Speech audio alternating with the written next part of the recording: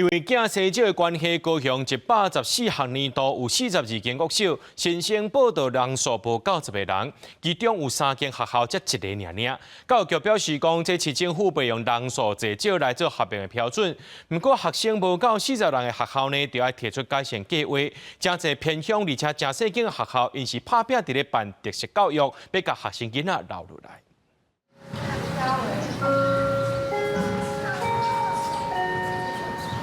听到上课钟声，敢若一个学生行入这间教室。大树的兴田国小5年级就剩一个囡仔尔。兴田国小全校嘛，敢若37人。去年新生招着7个，今年新学年甲单只顾1个。校长讲，因为兴田是偏乡小校，所以因一直发展多元课程。囡仔大家拢会晓优秀提琴、体操、风雷嘛，常常摕金牌。不过也是避袂过大环境少子化因素。有社区的长辈来跟学校反映说，他们很喜欢学校的环境。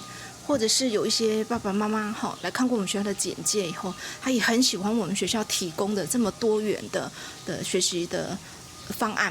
可是呢，大家共同的原因大概就是交通。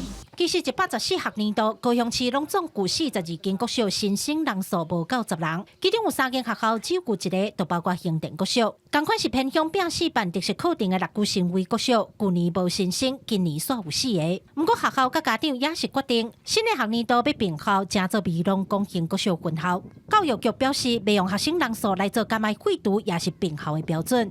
针对全校或分校学生人数未达40人，且学生流失严重者， 将请学校提交永续发展3年计划，并于每学年度到校辅导访视，以利落实3年计划之执行及学校永续经营。教育局表示，会尊重地方的意见，未凊彩甲学校废掉。亲像兴田国小，捌提出改善计划，也通过考核。不过招生人数也是未稳定，因嘛建议新办法来应用。